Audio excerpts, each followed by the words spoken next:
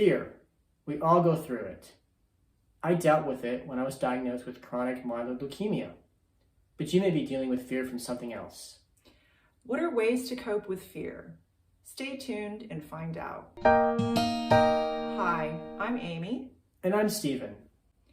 We came up with different ways to deal with Stephen's diagnosis. Many of these actions helped promote healthy headspace, one of the 4 pillars of health. Although we talk about overcoming fear with a cancer diagnosis, these tips can be used to overcome any type of fear. Admitting fear. When I was first diagnosed, I was scared. I immediately pictured myself on my deathbed with my family surrounding me. I was worried about leaving Amy all alone. My niece was only 1 at the time, and I thought I wouldn't get to see her grow up. I remember you sharing that moment with me, and I was scared too. I'm glad we could share our fears. It made me feel less alone. For years, I avoided getting a physical because I was afraid of needles. So the first few times I had my blood drawn, I would tell the phlebotomist that I didn't like needles. Just telling them this would help calm Stephen.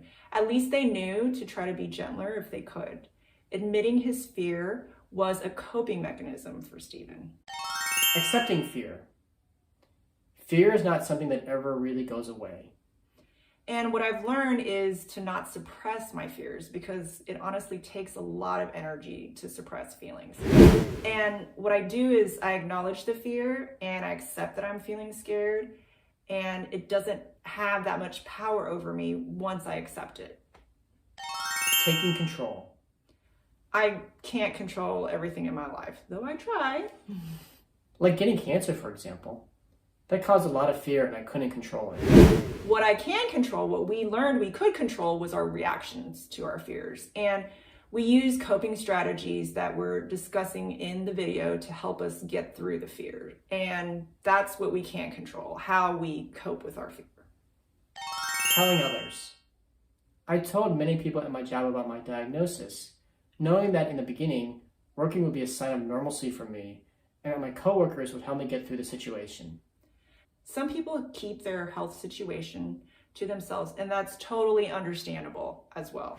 I didn't want people wondering why I was leaving the office all the time for doctor's appointments.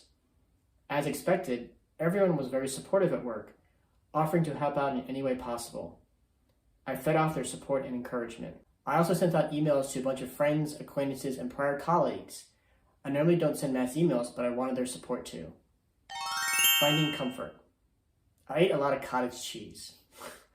Okay, I know this is quite random, but for some reason, at the time of diagnosis, I had large cravings for cottage cheese. So we bought Stephen lots of tubs of cottage cheese, which he devoured. And what we learned is sometimes the small things can bring great comfort. When everything else is crazy, it can be nice to indulge in some creature comforts or splurge on a favorite treat. It brings some pleasure into our lives when there's so much uncertainty, especially when you're first diagnosed. Finding humor. The very first week after his visit to the cancer hospital, Stephen had to take pills to bring his white blood cells count down. For 3 straight days, I had to take 16 pills in a 24-hour period. I said, "Bleep, you cancer," each time I took a pill. You can guess what I really said, but this is a PG channel. Doing yoga. A few years into my diagnosis, we added yoga to our daily health routine. Through Dan's House of Hope, we worked with a yoga therapist named Keely Michael. We would spend 10 to 15 minutes each night doing an individualized yoga routine that Keely created for us. She taught us all about breathing, and of course, our yoga routines would help us relax and sleep better. Getting educated. A lot of my initial fear was because I didn't know what I was dealing with in terms of my diagnosis. Stephen made it a point to learn as much as possible about CML. I read articles about CML and my drug from the New England Journal of Medicine and Blood. These journal pieces provided insight on common side effects, treatment goals, and how other patients responded to the drug. A lot of the readings were technical, but he made it a point to push forward, rereading multiple times if needed, or Googling things he didn't understand. Asking questions. I learned to appreciate that with a cancer diagnosis, there are no silly questions. The best way to feel comfortable with my health and the treatment plan was to constantly ask questions. Stephen read and contributed to the message boards on the LLS website. He met other people who were recently diagnosed that way. Sharing information and stories was helpful to me in the beginning. I was visiting the boards every day and multiple times a day during the first year of treatment. I don't visit the LLS message boards as much now, but I still find great information from reading the boards from time to time. Getting support. We also participated in different support groups over the years.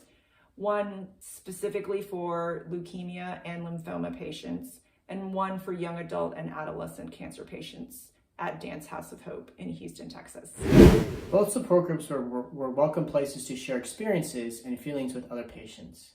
It's nice to be with people that completely understand the issues I was dealing with. We didn't have to explain our fears or anxieties because everyone spoke the same language. People would sympathize because they'd been through the exact same thing themselves.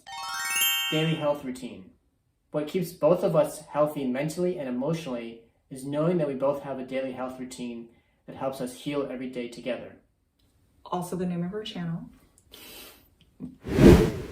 Our daily health routine covers the 4 pillars of health: headspace, eating, activity, and lifestyle.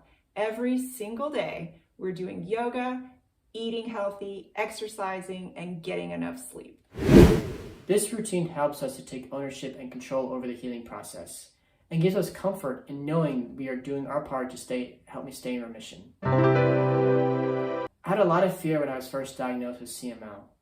But instead of letting CML get the best of me, I was determined to beat the living daylights out of it.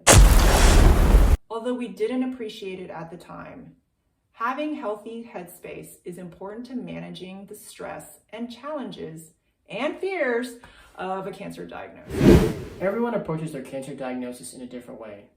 For me, learning as much as I could about the disease and the treatment options was my way of creating a healthy headspace for myself. We're here to support each other and learn from each other. We're all part of Team Heal, and we want to hear from you. Our question of the day is, what were things you did to help you cope mentally and emotionally with your fear?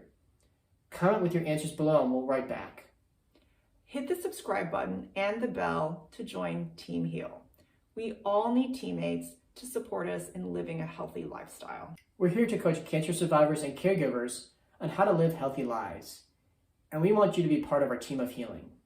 We're Amy and Stephen from the Heal Every Day Together channel.